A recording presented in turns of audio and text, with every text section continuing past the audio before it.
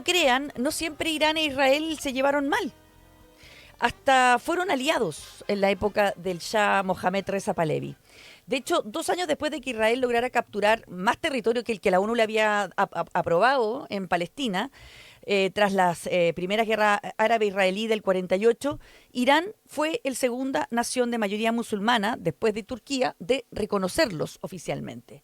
Fue parte de una política del primer ministro israelí, David Ben Gurión, para poner fin al aislamiento de Israel en Medio Oriente.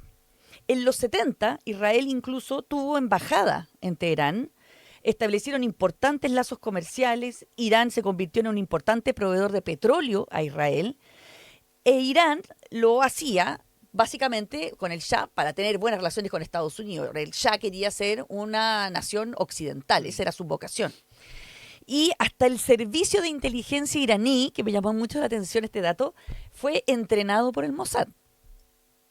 Así que el Shah en todo este periodo de tiempo se preocupó bastante poco de la causa palestina o de los palestinos que en toda esta época eran desplazados, los refugiados, los sacaban, en fin. Pero todos esos años, esos 30 años que van desde el 48 hasta el 79, que termina. Claro, que se fue como el Shah, digamos, y ¿no? Se fue como reduciendo todo su territorio. Cuando uno mira los mapas es bien impactante. Estaba justamente lleno de desplazados en ese minuto, son más de 700.000. Pero en 1979, tal cual como tú bien recuerdas, es que se produce el cambio pivotal fundamental, y es que el Shah es derrocado y nace la nueva República Islámica de Irán. El ayatollah Khomeini, el líder de la revolución, introdujo una nueva visión que defendía predominantemente el Islam y abogaba por enfrentarse a las potencias mundiales que considera arrogantes, y a sus aliados regionales que oprimían a otros, incluidos los palestinos, para servir a sus propios intereses. Israel pasó a ser la llamaba Khomeini, el pequeño Satán, y Estados Unidos, el gran Satán. Teherán corta en ese minuto todos los lazos con Israel, la embajada israelí en Teherán se transforma en la embajada palestina, le dan la embajada a Palestina, e Irán se transforma en el adalid de la cuestión palestina, como una manera de establecer su liderazgo en la región. O sea, Khomeini realmente toma esta causa como la pivotal para él hacer un liderazgo en Medio Oriente, en el mundo árabe.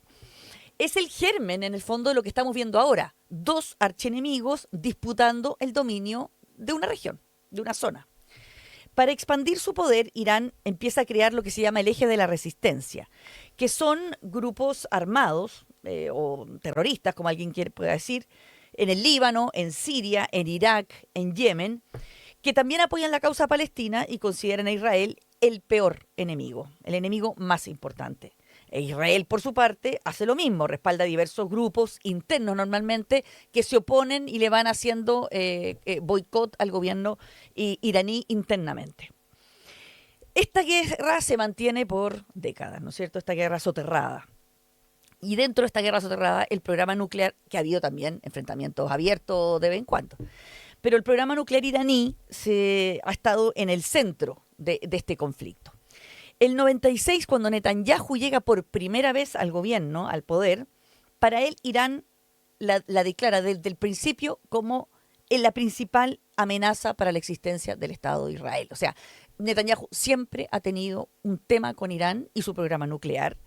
Ha estado obsesionado con el peligro que representa este programa nuclear y cree que un Irán nuclear pondría en riesgo no solo a Israel, sino a la estabilidad de todo Medio Oriente. No permitiremos que Irán se convierta en una potencia nuclear, ha dicho. Punto. Por eso se opuso frontalmente, por ejemplo, a el Plan de Acción Integral Conjunto de Barack Obama del año 2015, donde Barack Obama negocia con Irán y les dice: yo les bajo las sanciones económicas que lo estaban estrujando a la economía iraní, a cambio de que su programa nuclear sea exclusivamente con fines pacíficos, que es por lo demás lo que declara Irán oficialmente. Pero para yo asegurarme que esto va a ser así, ustedes van a ser sometidos a rigurosas inspecciones internacionales. Bueno, Netanyahu no tolera ese plan y empieza a hacerle campaña de todo tipo. ¿Por qué? Porque el temor de Netanyahu es que sin sanciones económicas, la economía iraní o el gobierno iraní logre, Irán tiene una cantidad de petróleo y gas que es un país riquísimo, obtenga los recursos para desarrollar finalmente la bomba nuclear, haciéndose los lesos con las inspecciones internacionales.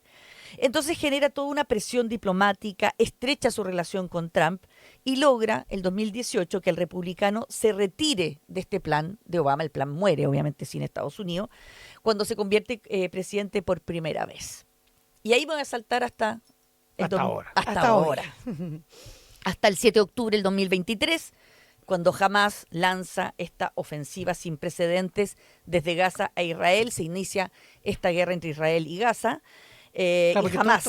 Porque todos estos años estaba el programa nuclear, estaba la duda, estaba el acuerdo, la salida de Estados Unidos del acuerdo, pero no había no había hostilidades, digamos, ¿no? Lo hablo como una guerra soterrada. Había una guerra, pero porque se hacían todo tipo de cosas. Claro. Se mataban a un militar, mataban a un científico, se ponían una bomba por aquí, una bomba para allá, se lanzaban un misil para acá, para allá, pero no era lo de ahora. Lo de ahora. Hasta el 7 de octubre del 2023. Bueno, el 7 de octubre tampoco todavía comienza directamente, porque ese es primero Hamás que ataca que es un proxy que le llaman, de Irán, ataca a Israel. Claro, de hecho siempre la gran pregunta era, ¿se va a meter en Irán este tema? No. Exacto, esa era la gran pregunta. Y entonces empieza esta guerra, ¿no? Y ahí comienza el por qué Israel está atacando hoy a Irán. ¿Por qué? Porque los aliados de este eje de la resistencia que tenía Irán empiezan a debilitarse con esta guerra. La guerra saca de la ecuación a Hamás. Hamás está destruido, le mataron a toda la cúpula político-militar, o sea, ya sabemos cómo está Gaza. Hezbollah, además de la escaramuza, porque hubo intercambio de misiles entre Hezbollah, que lanzaba desde el sur del Líbano a Israel y de vuelta. Lo peor de todo es que se le infiltraron a Hezbollah y le hicieron explotar los Vipers, ¿se acuerdan de algunos de sus miembros? Y Sí. lo más importante es que en septiembre del año pasado le mataron al líder, que es Hassan Nasrallah. En Siria, además, esto se combina con que internamente colapsa el gobierno de Assad el 8 de diciembre del año pasado.